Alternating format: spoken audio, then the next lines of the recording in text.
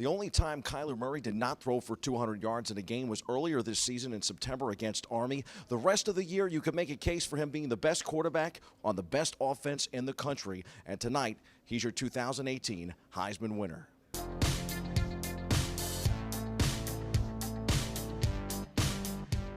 Murray, the two-sport star who also plays baseball, was drafted by the Oakland Athletics this past June, has been named the country's top college football player in what could be his final season playing the sport.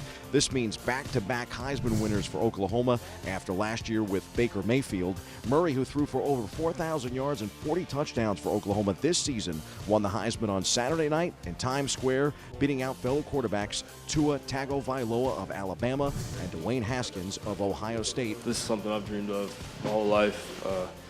I felt like a lot of hard work has been put into this, but at the same time, I'm not here if it's not for God, my teammates, my coaches, my family. So it hasn't sunken in yet, but this is crazy. Oklahoma coach Lincoln Riley has gotten used to coming to New York this time of year. This is certainly a team award, and is very appropriate as he named his offensive lineman, went through the other players, all the other staff members, everybody that was involved to help it come to this. That's who it's about tonight. Back-to-back quarterbacks, I don't think that's ever happened. So no doubt, but it's tonight's about Kyler. The season has been special with my teammates.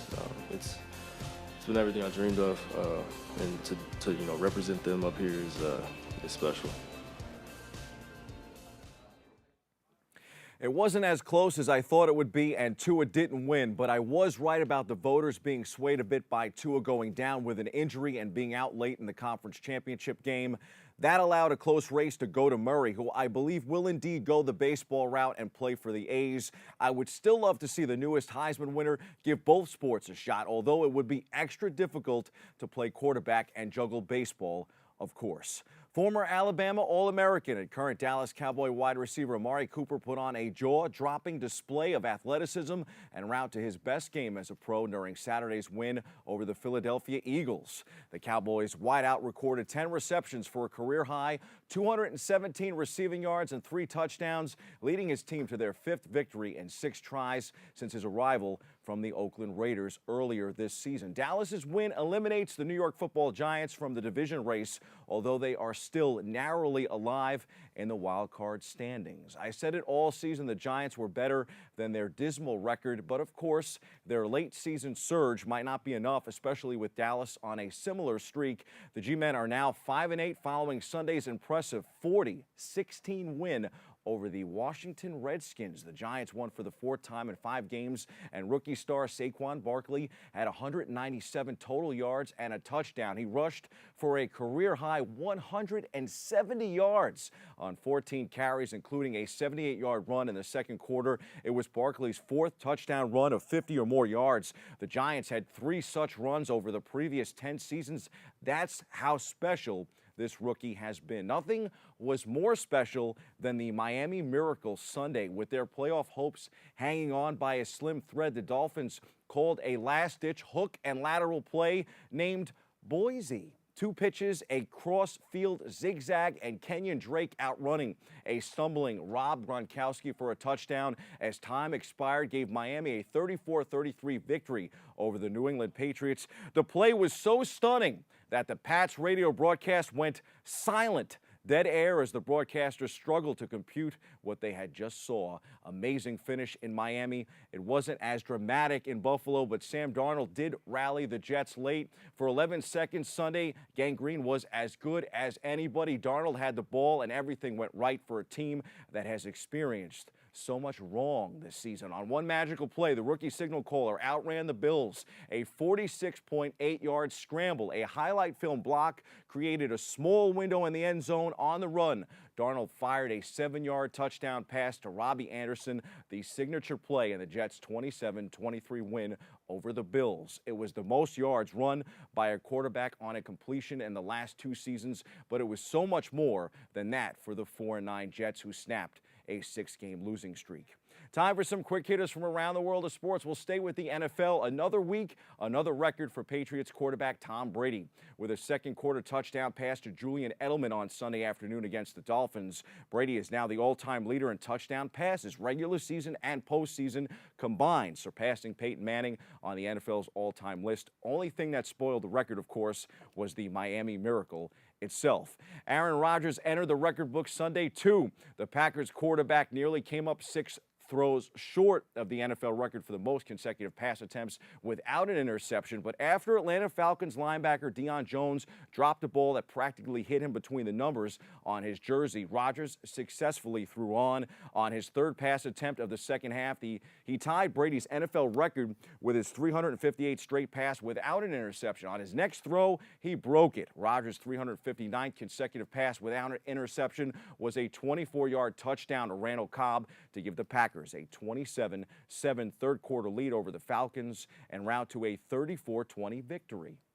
After Sunday night's destruction of the LA Rams offense, one thing is clear: the Chicago Bears and their defense are for real. They are legitimate contenders to win the NFC. They topped the Rams 15-6. The Hall of Fame will have to wait for the late, great George Steinbrenner, but the doors will be open this summer for Harold Baines and Lee Smith.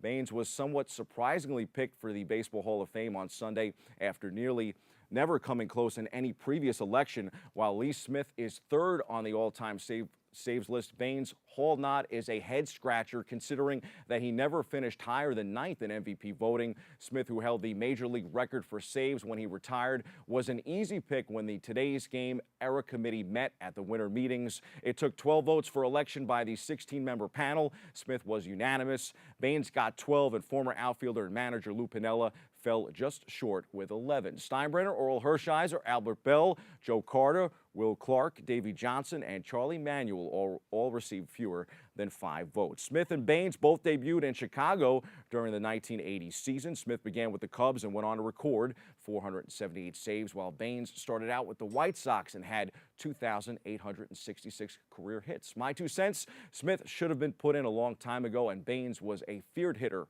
who appears to have succeeded in baseball without PEDs. His numbers would be received much better if it wasn't for the steroid cheats. The baseball winter meetings are upon us. Still no deals for Bryce Harper and Manny Machado. We'll see if the Yanks and Mets are players in the sweepstakes in Las Vegas. 77 games. That's how many matches it took for Atlanta United to reach the summit of Major League Soccer. In just 2 years, the young franchise took home the most prized domestic competition. On Saturday night, Atlanta won MLS Cup 2018 with a convincing performance, especially defensively, topping Portland 2-0. Congrats to them. In the UFC, Brian Ortega broke his silence after a gritty battle against UFC featherweight champion Max Holloway in the UFC 231 event Saturday night in Toronto.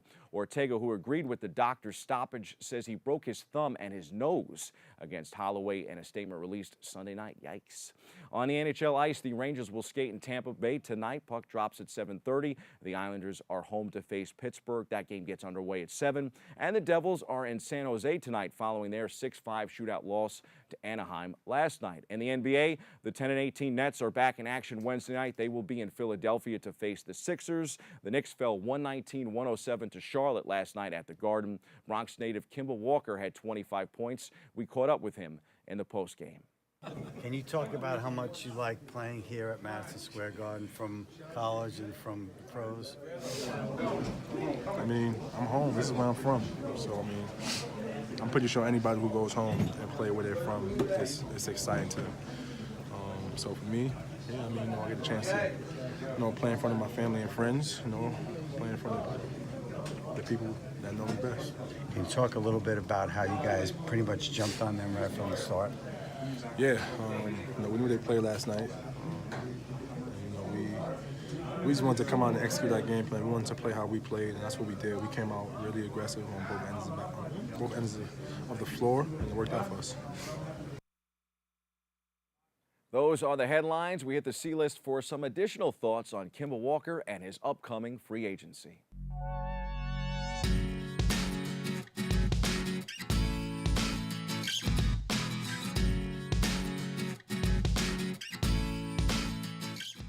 Any followers of our show know that we've had you covered on Kimba since he was a teenager, long before he was an NBA All-Star, let alone drafted by the association. We were there when Kimba ruled the Big East tournament, 5 games in 5 days, unforgettable.